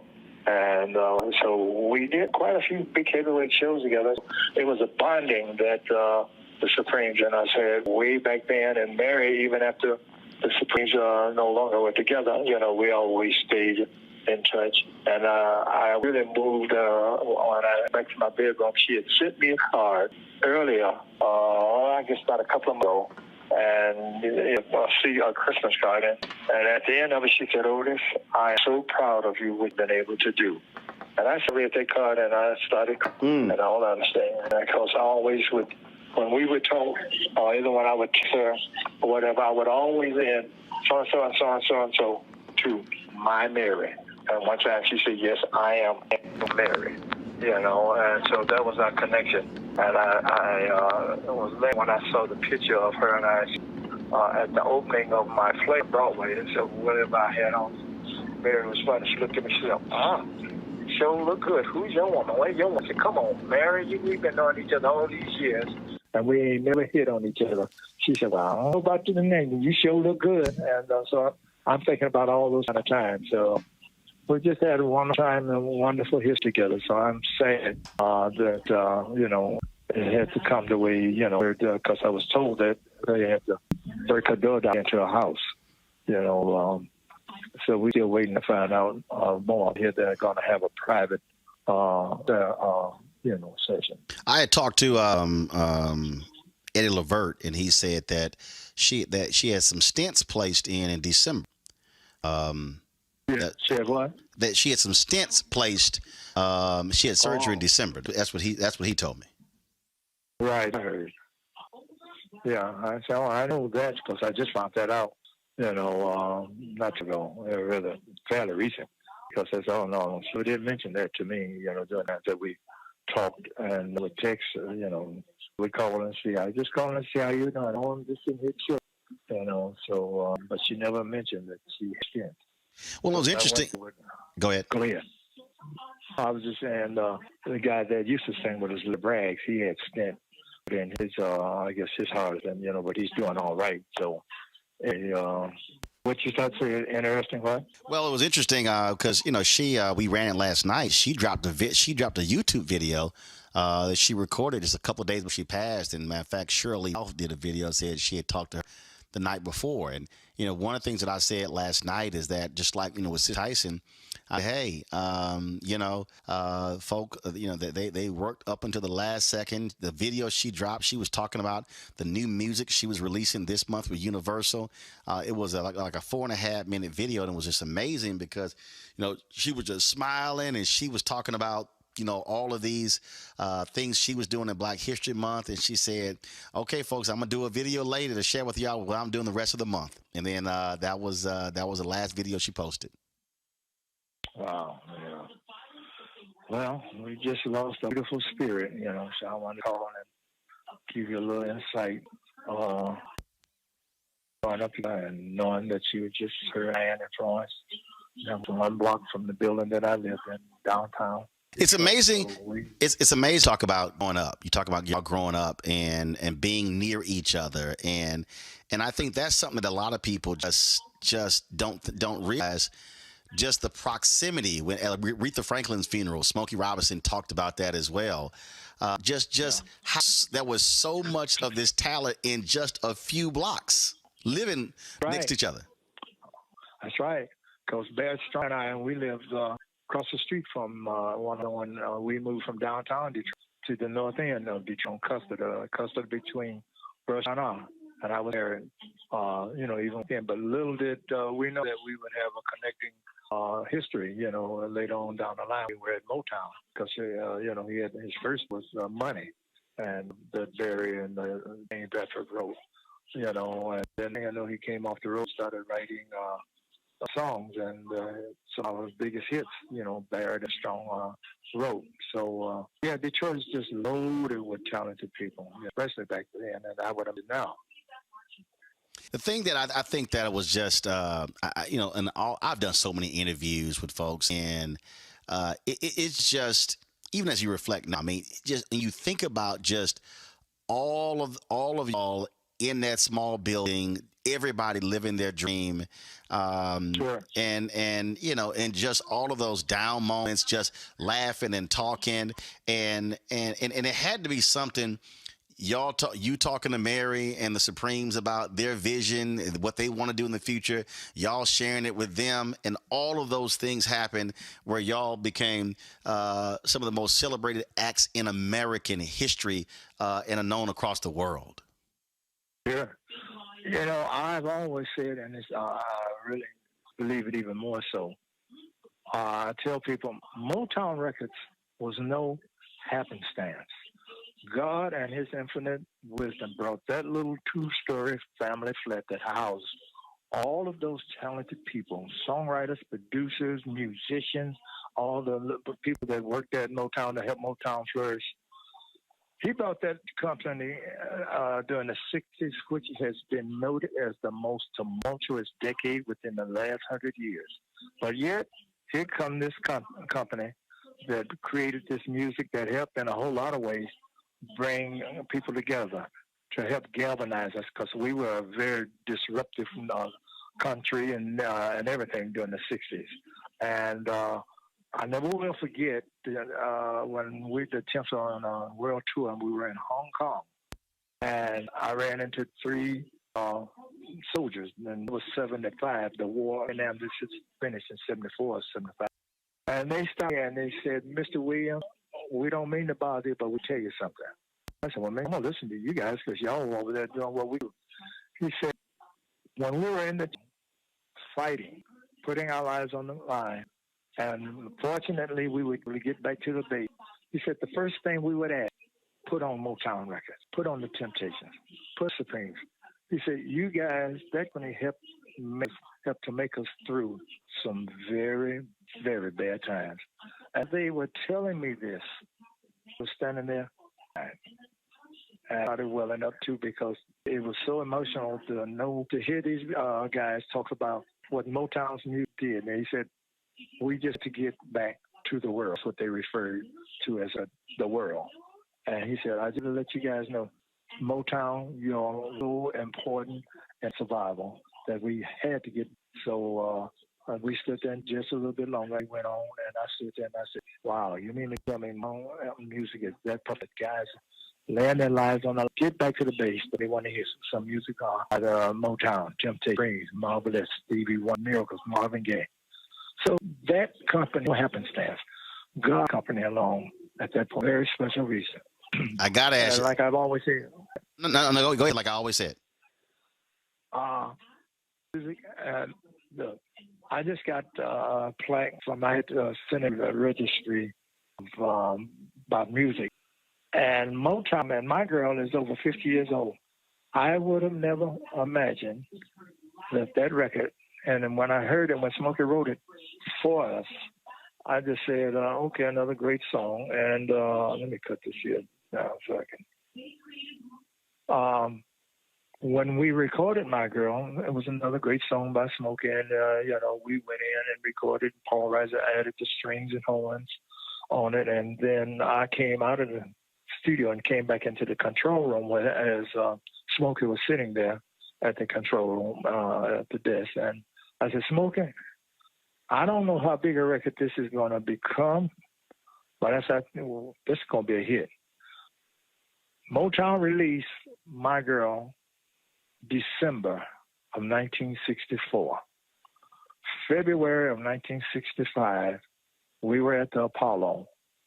Barry sent a telegram saying, congratulating us that I was number one. And he sent us a telegram. Preem sent us a telegram. And the owner of the Cabana, they all sent telegrams congratulating about My Girl being. I never would imagine that now on as I said. One day we were out somewhere, me and my lady, and I heard Tony Bennett. I'm a big Tony fan. I said, that sounds like Tony Bennett. And I'm listening, and I said, wait a minute. Is he singing My Girl? He was singing My Girl. Now, when you get Tony Bennett singing My Girl, that song has arrived. Somebody told me, he said, Otis, Motown, My Girl now is a standard. It ain't just another R&B song or whatever. He said, no, that's a standard. I said, yeah, I guess you're right. Anytime the great Tony Bennett singing My Girl, I said, there it is. So, but yeah, Motown is something special, like I said, to house all of those very talented songwriters, producers, talented people, and all the people that help make Motown, the secretaries, the engineers, the janitors, everybody that factored in to making Motown the company it is. And when we are on stage, there's a sound section that we do. And I said, now, I'm not knocking the CBS's, the ABCs, Columbia, none of those great companies. I said, but there will never, ever be a company like Motown. And I would lay out the rules. The reason why, because Motown taught us we had to go to school. No other company in the record business ever had a artist development. We had to go there to be taught how to get stage, the right, how to come off stage, how to carry yourself when you're out in this. Miss Edwards, that was Barry's older sister, she said, they're going to watch you more than on stage. So we surprised that. They said, know what you're supposed to do on stage and see what kind of person you're going to be when you're not. Oh, I forgot that. And then she said, 4 things I want you guys to all remember not to get into a session about. Don't talk to people politics, money, who they are making love to. And I said, you're right, because if you open up that to the public, kill your career. So we had to go be taught certain things. I'm so glad because it's helped us to be around all these years. And all the guys in my I've had to tell them that, man, don't try to talk to nobody about those things, because if you subject to a whole lot of trouble all the time. So they just had wonderful things that any other kind going to try. Yep. Because I mean, you would have to have somebody to have that kind of to teach us that. Which an artist development, it's on 11 o'clock in the morning. And at 6 in the evening, you talking about school when they say, all right, Charlie Atkins will be our choreographer and Maurice King, our vocal coach. All right, that's it for the day, Tim. 5 guys would be running out of there, like 5 Jesse Owens getting out of there because they would browbeat us. It paid off. Yeah, I got to ask you this here. Everybody talks about that one line from the movie David Ruffin. Otis, ain't nobody paying you to sing. Last night. Let me tell you. Go ahead. Leon was at the play in New York, and he told me he improvised it. That was not written in the script. I said, I said, well, I got you now. I said, Leon, take a look. Look around you. The place where the play was, all the people were standing up there shouting my name.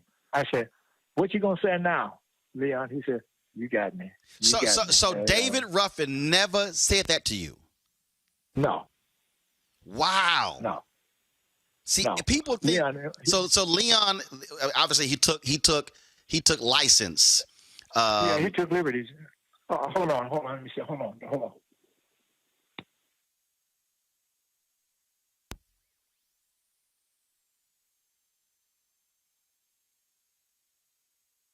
No, that never was written in. He took liberties and just added that. Because basically it sounded like something Ruffin would say. So here's the thing that so now that we know Ruffin never said that to you, but here's what I still think is important, because last night I asked In Vogue this when I was talking about Mary Wilson, because Barry decided he was going to put Diana Ross out front. I said, but a group survives because of the glue. Otis, you there? I'm here. I'm listening. Okay, sorry. A group survives because of the glue. No one person makes a group. And the reality is the temptations would not exist today if you didn't do what you did. Mary, everybody says, was the glue behind the Supremes. So just because somebody might be out front doesn't mean that they are the most important player. That person who's not out front could be the glue that keeps it all together. Hit it dead on the head. I've been told that all this time. Gordon, sure, Charlie Act, Harvey Fuqua, people that was not Motown, they would say, Otis, if it wasn't for you and some of the damnedest singers around, there wouldn't be no temptation. If it, you are the glue. And when we started out singing, I was one of the lead singers on We Were at the Distance, and even at our second record, Check Yourself. That's me starting it out. By and by, you knew that you make me cry. Yeah, so I was one of the lead singers, but my thinking has always been, I wasn't hung up that, well, I got to be the lead singer. I put it together. My thinking was, I wanted us to make it. They wasn't making any more money than me. We were all getting paid the same money, so it wasn't like, what? You getting paid? Man, bring me a song that me sing a lead on it, then if it's going to be like that. No. All five of us were getting the same kind of money. But Maurice King, he said, Otis, you got some talented, and Maurice King was our vocal coach, and Charlie Atkins, our choreographer. And they would pull me to the side. He said, you got some talented guys out. He said, they wouldn't last. This group wouldn't last if you wasn't there. But isn't it also important though? Isn't the lesson for people also, Otis, is that you said remove ego, and your deal is, bruh, go do your thing, because if you making all of us get rich, I'm good. Yeah. That's been my attitude. I mean, I hated losing to David, Eddie, but Paul had health, and Melvin, but the Dennises, the Alex, I've had some of the baddest in the business around me, and they have helped the Temptations, one of the imitated creative love in the world. I was talking with this young man, and the sister called, Otis, I have the name. She said, it's a man, black man, that runs or either owns, I think she said, owns $100 million business. He loves you, Otis. He loves the Temptation. I said, oh, really? She said she got him on the phone, and I'm holding on. And he was talking to somebody of importance. And he told her, I'll call you right back. I got to talk to Otis Williams. He's on the other line. And I'm sitting there listening. So it makes me say, geez, I mean, I just do what I do. I mean, I don't think, if you cut me, I'll bleed. I put my pants leg on one leg at a time, and I damn sure don't levitate. But people look at me in a whole other kind of way in that respect. Anytime you got a brother that's 100 million, yeah. So what you living about? I think that's hilarious. I mean, but again, though, it's a sign of respect. It's a sign of a great appreciation, and I think that it's the same thing when what In Vogue said last night when they were like schoolgirls when they met Mary Wilson. Right. Shirley Ralph talked about it, and again for you, that growing up with somebody, seeing someone, and then obviously that they go from elder to ancestor. I do have to ask you this here. One of the things that every time I met her, she always had this amazing smile, and of course she always cracked me up because in every photo she was like, "Now hold up, I got to get the cleavage in." She always cracked me up. She's like, "I got to get the cleavage in the photo." I said, "Mary, you are hilarious." Yes, she is. Yeah, she sure was. And you know what? Once the play gets back on Broadway, because with this pandemic, everything is shut down on Broadway, and there's a part where in Melvin. Loved him some Mary Wilson, but she liked Melvin, but not in the sense of them getting together. So there's a scene in the play, whereas when they do this scene, and then Mary come walking across the stage, and Jawan, who plays Melvin, he said, "Well, I see you because I see me some Miss Mary Wilson," and they walk off together, and the audience would laugh. That's going to have another kind of hit now that Mary is no longer, here, so it's going to make people think of Mary in a loving, fun way. But, every time I saw that, I said, yeah, Melvin really liked him some Mary Wilson, but she just liked Melvin as a friend, so. Yeah, when I stop and think back about Mary, beautiful spirit. I know one time when the Supremes are really rolling real good, I think the street is called Waverly in the northwest section of Detroit. Diane, Mary, and Florence, they bought homes and right across from one another. Flo and Diana, I had a house side by side, and Mary bought a house right on the corner of Waverly, and I can't think of the cross street. Mary at the time was, so she showed us her house, that's beautifully done.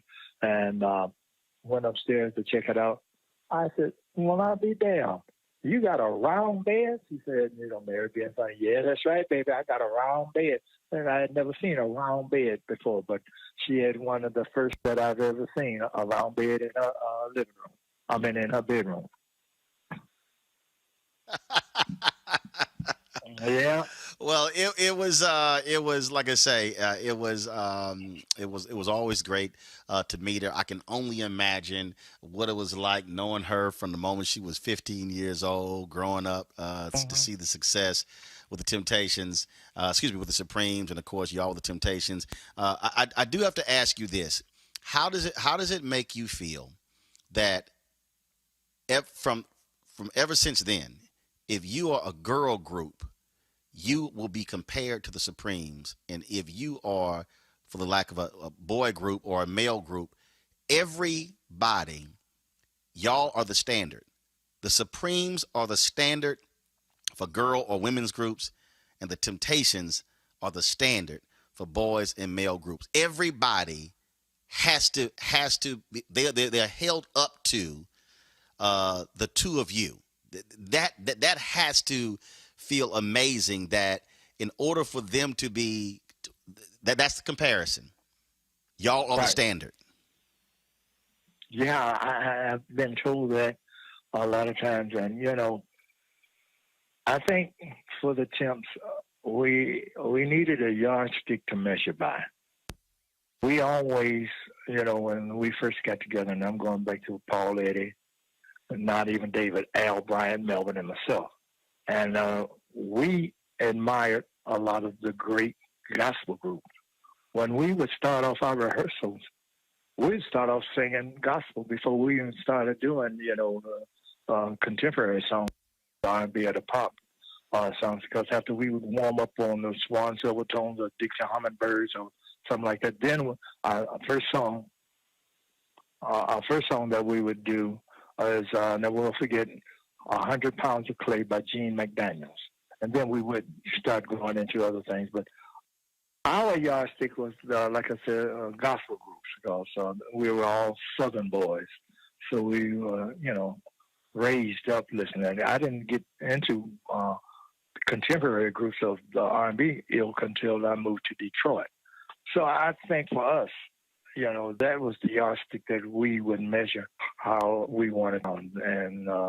And like I said, then Mickey heard us singing, and he said, "Oh, Mr. Gordon's gonna love you. You got that gospel harmony, with Aaron Higher and Melvin and the rich harmony in between."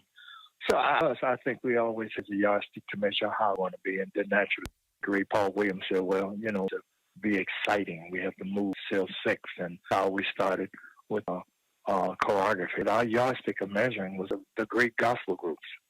Because when a few years ago, the New Edition, Michael Bivins hit me up, and they were on tour, and Bivins, he said, "Hey man, we're interspersing these videos from different people during the concert." He said, "I want you to do a video." And I said, and I did one, and I said, "Sure." And I said to him in the video, I said, "New Edition for my generation, they are the Temptations of our generation." And I began to unpack that thing, and Bivins was like, "Oh man," he said, "that thing was so powerful." I said, "It's the case." I said, I was born in 1968, so I grew up on my parents listening to Motown, listening to the Temptations. But I said, but that wasn't. I said when I came of age, I said, but New Edition in terms of the group, in terms of presentation, in terms of concerts, and when they came to Essence, they came out in these tuxedos, and they were in essence paying homage to that Temptations look and feel. And I said, that's the deal. Boys to Men, same thing. The comparison with the Temptations, and so that's the deal. You come out as a male group, you're going to be judged by that, and you're going to have to live up to that standard. Sure. Yeah, I've heard that, Michael Bivins said that they really admired and loved the Temptations, because when Motown was in New York, Kadar Massenberg was the president at the time, and as I would come off the elevator and come into Motown's office, that was a big picture. In fact, I'm looking at it. I have a big wall-size picture of the Temps, and we're walking down Woodward Avenue singing "My Girl." And when I saw that, I said, "Oh, wow, that's nice." I came back to the Motown there in New York, and I said, "Man, what happened to the picture of the Temps up there?" And somebody said, "Man, Michael Bivins got that. He took that down, and I guess Kadar let him have it." I said, "Well, damn." Well, first of all, knowing Kadar, he made Michael pay for it. Oh, you know what? You about have a point there, because I love Kadar, but yeah, he's a businessman. Yeah, he is. Well, man, it is always great chat with you. I last saw you. I ran to you and Ron at the airport, LAX. Y'all were flying somewhere. I was flying somewhere. And it was funny because you were in this wheelchair, and somebody said, "You saw Otis in the wheelchair?" I said, "Let me explain to some of y'all." I said, "Otis, like, I ain't got to walk around if necessary." I said, but when it's time to hit that stage, I said, all right. I said, he gonna rise up and be ready to roll. Well, you know what? You can just tell him that time I had knee surgery. Oh, there you go. There you go. Uh-huh. I said, but still, but when he hit that stage, y'all performed at the Chicago Urban League, and I was sitting in the front row. The Cheryl Jackson was the president, and at one point, y'all asked 2 or 3 of us to come on stage, and I hopped on stage, and y'all were doing the move and everything. I said, man, I saw it. I said, don't y'all be sleeping on them. I said, them bros. And then when Dennis Edwards he came with Congressional Caucus, and Dennis, a huge fan of mine, and I said, man, look, I said, y'all understand. Y'all young cats, and Eddie Levert with the Otis same way. Eddie tell these young boys all the time. Eddie said, "We will kick y'all ass on that stage." He said, with the singing and the dancing. He said, "Don't get it twisted. We might be in our 70s, but we'll still kick y'all little young ass." I hollered. That's what Eddie Levert always says. That's OJ's. I love OJ's. I mean, because that's a singing brother. Well, both of them. I can't just put it all on. Yeah, well, I love me some OJ's brothers. They can sing their asses off. Right.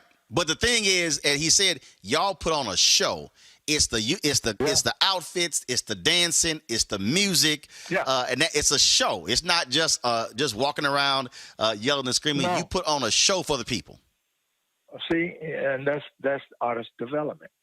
You know, when we would get together, meaning the especially after we got David in the group, you know, we would start off singing a foggy day in London town. We would start off singing those kind of songs just to make sure that we could sing not only R&B or gospel, but if somebody were to ask us to sing something else, like on one of our albums, Tempted and Malamu, we start off with Hello Young Lovers, Impossible Dream. So I have always been blessed to have guys that could sing whatever a producer needed to hear one of his songs delivered.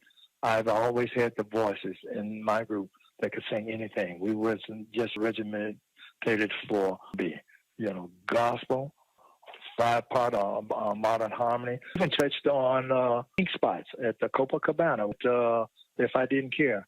Always had that kind of line that we could sing anything that was brought to us. We could sing. So, and like I said, OJ's cold piece of work. Those two brothers there, especially. Yes, indeed. Yes, indeed. And you're based out what? Are you in LA? L.A. Yeah. Okay. All right. Well, look, we're going to be. I still do some travel. We're doing all these different. I got this interview project. I got to get together, man. Bring our camera. We'll sit down. We'll do all the COVID, but I got to sit down and we got to do one. I did a one-on-one ago with Smokey, but we got to get that thing on video. Be glad to. Just let me know. All right, Otis, I appreciate it, man, calling me back. And definitely messages to Mary and all of her family. Great sister, but great memories that she left us with. Yes. All right. Yes, sir. You take. All right. See you. Bye-bye. Well, that's it for Roland Martin Unfiltered. Thank you so much for tuning in. I'm Ashley Banks. Be sure to follow me on Twitter and Instagram at Ashley M. Banks. Roland will be back on Monday. But in the meantime, feel free to donate to Roland Martin Unfiltered. You can donate our Zelle, Venmo app, and PayPal account. And in the words of Roland, holla!